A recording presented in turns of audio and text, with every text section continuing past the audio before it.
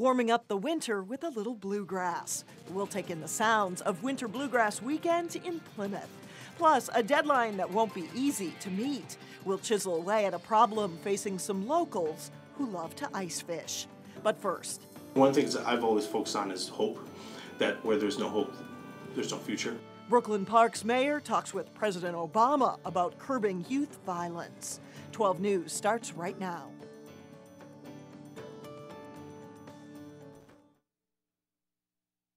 National program aimed at stopping violence among young African American men. Statistics show every 24 hours, 13 African American men or boys are killed nationwide. In an effort to reduce the violence, President Obama launched an initiative called My Brother's Keeper. The goal is to help give young black men opportunities so they can succeed. Reporter Sonia Goins shows us what this means for the city of Brooklyn Park. There's, I think, 56 mayors who have signed on to this plan. Mayor Jeff Lundy just got back from a mayor's conference in New Orleans where they talked about implementing the president's plan. We're going to have people who are going to help us kind of really focus, and then we'll also be able to change ideas. The My Brother's Keeper initiative would look at what's already being done nationwide to help young men of color. They would then build on those programs. The stubborn fact is that the life chances of the average black or brown child in this country lags behind by almost every measure, and is worse for boys and young men. Mayor Lundy says Brooklyn Park is already on the right track. The after-school programs at Zanewood, some of our community engagement outreach where we're trying to get into neighborhoods and talk to people and get people to talk to their neighbors and bridge those cultural gaps. But Mayor Lundy says more needs to be done. This is a hot spot for crime. He wants more teens in the area to participate in youth programs. A lot of kids need stuff to do, and they're not able to get to Zanewood to take part in our activities. So we need to kind of look at where else in our city we need to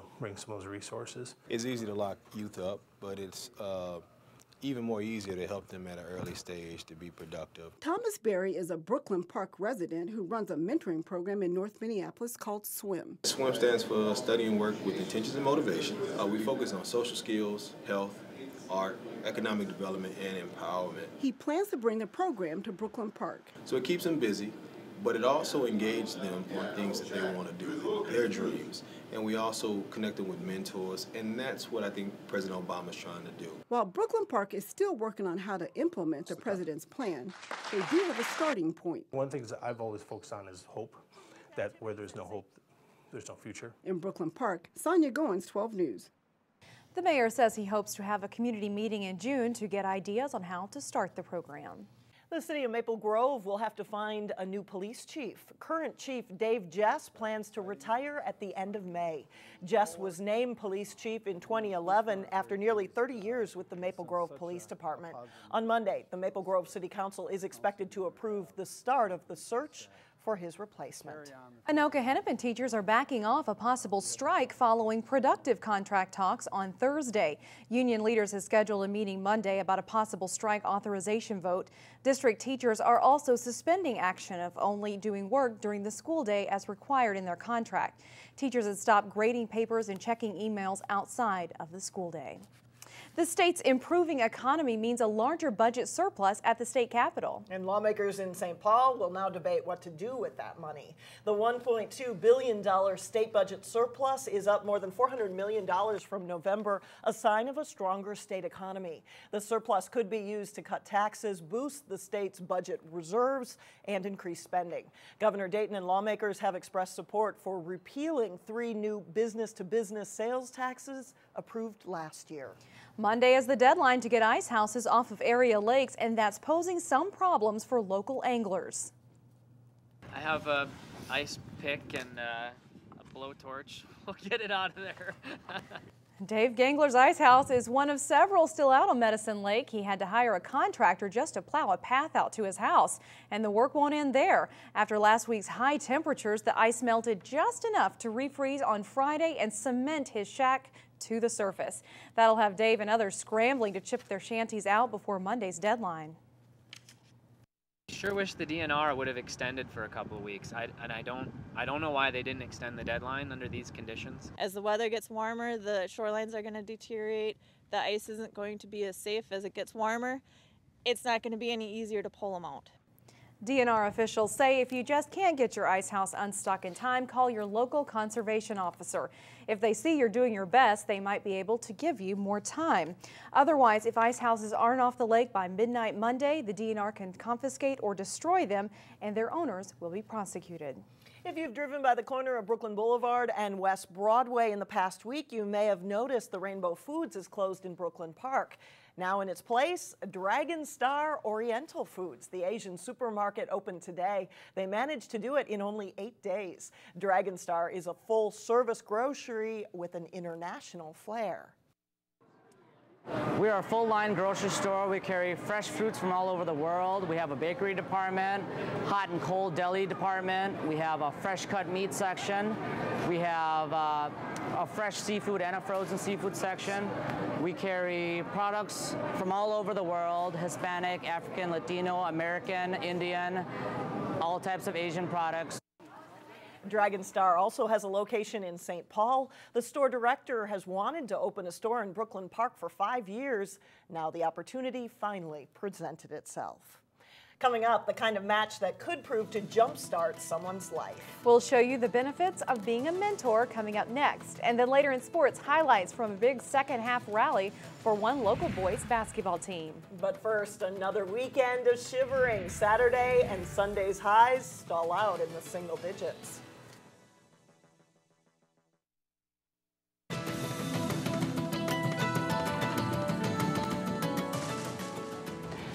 This is a story about two young boys, just your age, who lived in northern Minnesota in a really small town. And one day they were out hunting and they didn't get anything, and they were kind of disappointed. Edinbrook Elementary had some special visitors as part of I Love to Read Month. Osseo School District Superintendent Kate McGuire was on hand, as well as State Education Commissioner Brenda Cassellius to read to students. The Education Commissioner says encouraging children to read early on is critical to their development. Right when they're born. So we really look at a birth to grade 3 framework around literacy in the state of Minnesota, and we work with teachers on that framework and actually parents through our early childhood family education program. And we just think that the earlier you can start developing language, the better off children will be. Edinbrook's principal says taking part in I Love to Read Month is something the school will continue to do next year.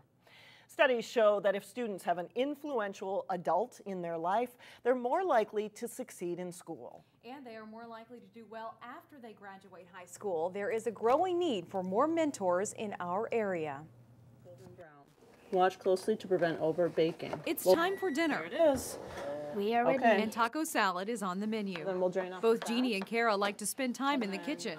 Yeah. How come? Because I like to cook. She likes to cook. Which is one of the reasons why the organization Big Brothers Big Sisters thought they would be a perfect pair. The look on Jeannie's face when I pick her up, or the look on her face when I say that we can't meet a week, and she's all like, oh, you know, so that just makes it all worthwhile. They've been matched together as a big and little sister for 2 years. What I like about her is she's nice and kind and sweet, and she cares about me. Jeannie spends time every other week with her mentor, Kara.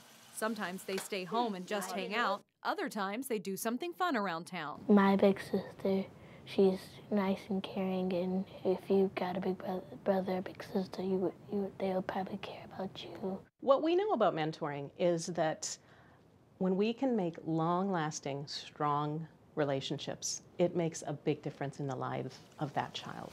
Okay, put this in. There are around 2,000 big brother, big sister relationships in the Twin Cities, and there's a need for more. Specifically, there are kids who need a match geographically, in people who can meet with kids who are in North Minneapolis, specifically men, and specifically people who come from communities of color.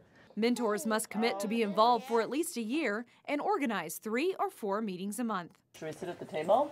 Kara says it's an easy commitment where she reaps the rewards. That's all I need. That's all I need is just for her to be happy and for her to have a great time and for her to look forward to our time together.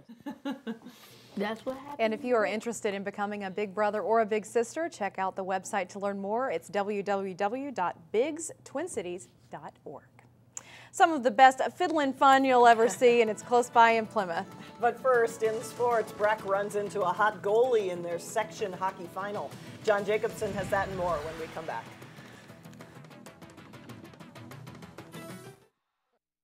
John's here now with sports, and it is tournament time. Every sport, yeah. It's a fun time of year to follow sports, no doubt. For 5 straight seasons now, the Breck boys hockey team has emerged from section play as state tournament players. The Mustangs look to make it 6 straight section titles Thursday night against Orono. First period, and the Mustangs' Chase Ellingson passes out front to an open William Blake. It's a power play goal for Breck, and they lead it 1-0. A couple of minutes later, a rush for Orono. Trip Renard shoots, is redirected in by Jared Girardi, and the game is tied at 1.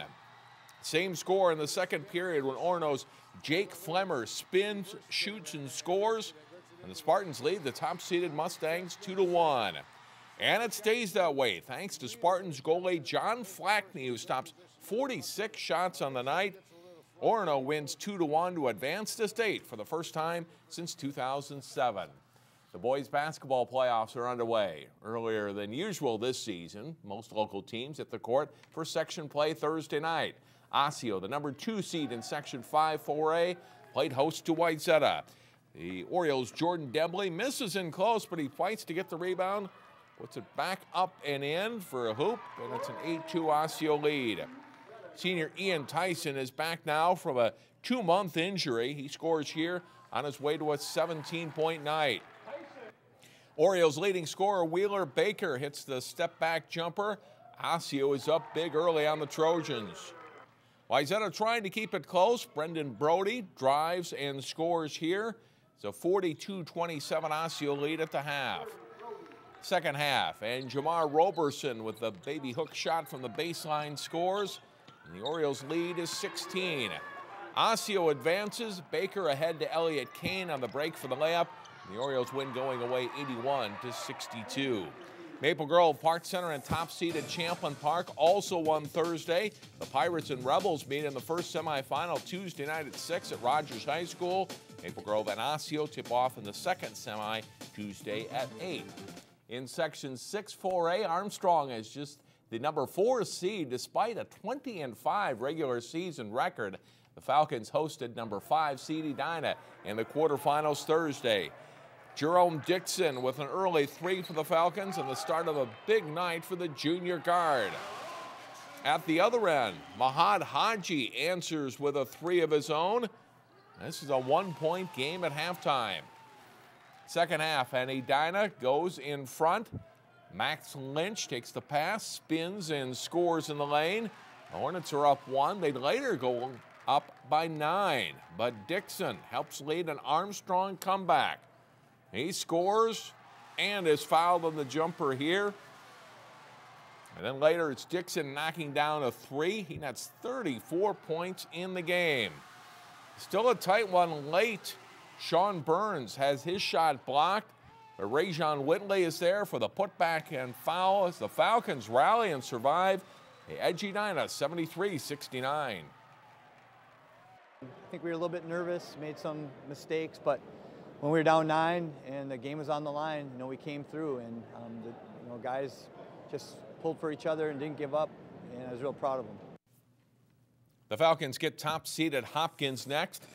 That game is Saturday afternoon at Chaska High School. Minnetonka and Eden Prairie tip off in the second semifinal at 3 o'clock.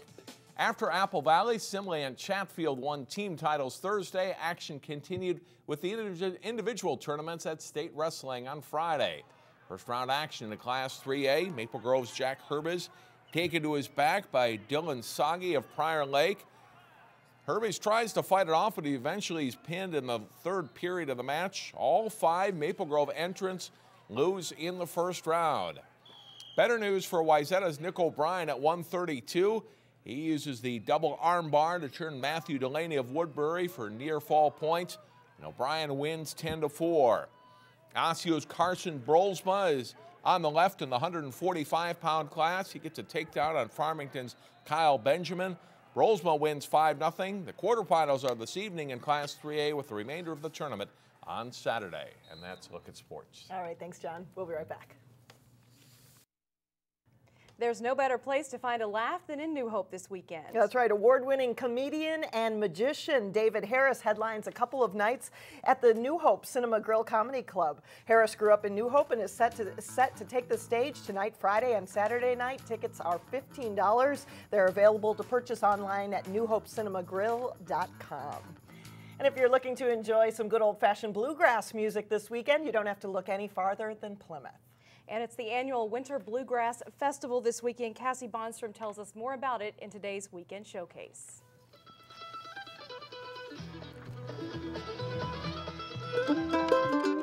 When you're in a band, a jam session can happen just about anywhere, even in a hotel lobby. Dale, Joe, Sue, and Brian gave arriving guests a taste of their talents Friday morning. Tonight, the group from southern Wisconsin will perform in front of thousands here for the Winter Bluegrass Festival. Joe Cronick and his wife Sue have been faithful attendees of the festival for more than a decade. To them, it's more than just another gig. It's the camaraderie. It's meeting up with folks that you haven't seen since a year's time and exchanging new tunes. At a festival like this, we'll jam with 200 different people over the weekend, so it's pretty fun. More than 45 groups are scheduled to play on stage Friday evening and all day Saturday.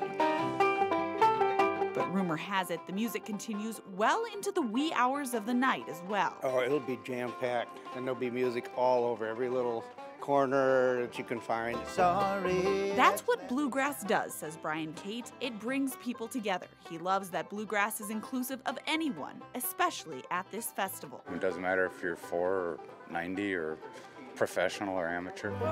No hiding place down here. Everybody's got something new to bring to a jam session, and so you're all learning from one another, and it's just a really fun thing that you all have in common. In Plymouth, I'm Cassie Bondstrom, 12 News. And the festival runs all weekend in Plymouth at the Crown Plaza. And as we say goodbye, we have some Daisy Scouts here in the studio. We sure hope they brought some Thin Mints.